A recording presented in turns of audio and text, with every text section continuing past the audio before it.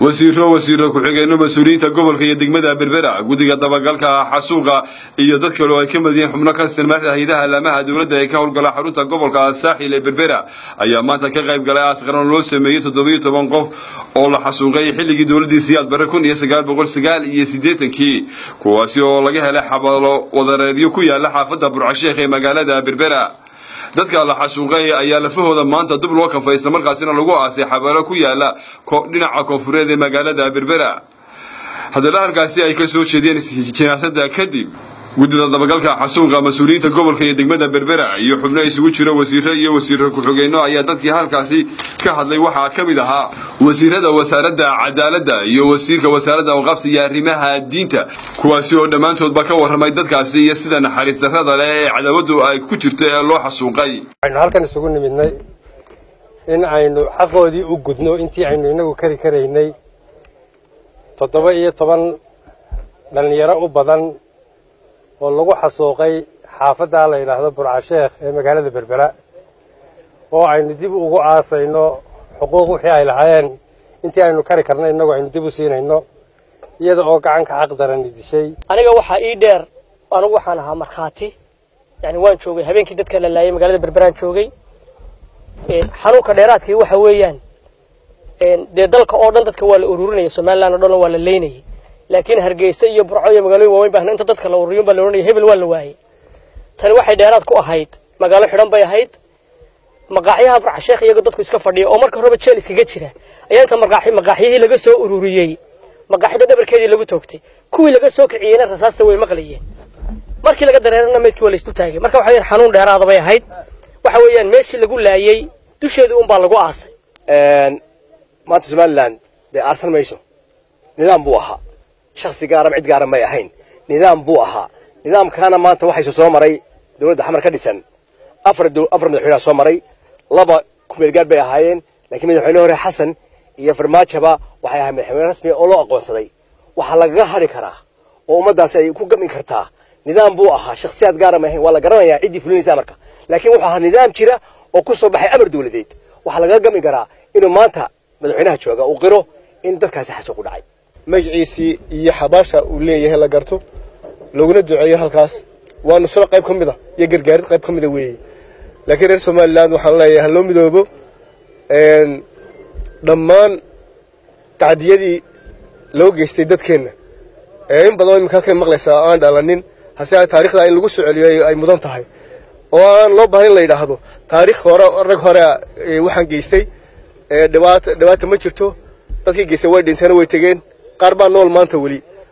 oo ka maqlay idaacadaha iyo TV-da iyagoo wali hadal haya oo le waxa ahayd dad gardaran oo dawladii aanu ka madax ahayn ee ku soo duulay dabeetana waan iska celinay bay imika leeyihiin oo Morgan ka mid yahay uu noolay wali dawladda uu sheegayo wasiir Cadare qaar baa imika wali ka mid ah oo wali oo lagu amaanaya oo ku faanaya marka idinku laftiina ka xishootaan ku faantaan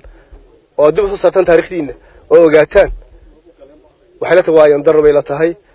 in raggiini iyo haweenkiini iyo dadkii wax ma garatada waxba aan galabsanin buuraha dabadooda hadaa tagto imika sidii loogu baraarugay gobolka Saaxil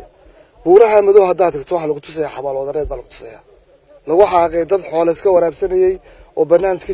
xoolahooda ku haystay oo dalkii joogay oo dalkii lagu tusay oo lagu leeyahay 20 baa ku jira kana 50 baa ku jira oo lagu xaaqay marka iyadoo sida dadkii reer Soomaaliland loo xaaqay baad arkaysaa mid ku dheeleelaya oo maalimaadkiisu soo sawireen intuu xamar tago dadkiisii qalbigii niyadda doonay inuu ka dilo dadkan dad niyad jabaya maaha dadkii wixii u geystay way garanayaan wixii wax u geystay wixii ay dhaleen waanu garanayna waxa la daba gelayaa oo laga hareen madaxweynaha adduunka ka gala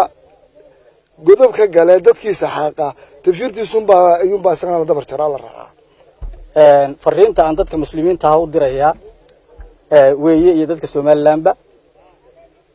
ha yeeshee dunuubta Ilaahay laga galo Ilaahay waa dhaafa ta aadamaha oo galo se Ilaahay ma dhaafo dadkii waxaan geystay maxkamadda adduunka in la keeno cadaaladda adduunka in la keeno ta Ilaahayna way sugaysaa oo iyadu gafi meesee taana ay u diyaar garoobaan weeye in cid kasta oo cadaaladda jecel ay ka shaqayso wixii dulmigan geystay in lagu abaal mariyo dambigii uu galay weli waxaanaan iska maydhin ilmadii iyo oohintii dadkayaga ayaanaan maydhin markaasaa kii geystay uu xamar ka hadlaya oo uu leeyahay caynkan iyo caynkan iyo caynkan iyo caynkan uu ka hadlaya waa laba arrin oo aad iyo aad u kala durugsan run ahaantii waxaan leenahay ma taagna maanta ii qiriyo wuu og yahay wuxuu geystay annana waanu ognahay wuxuu geystay caalamkuna wuu ogyahay wuxuu geystay ninka maanta u bu'aya federaal iyo Soomaaliya inaan la rajacon wuxuu inoo la mid yahay kuwii ku walaayay sababta loo soo saaray waxa weeyaan waxa li ma qirsana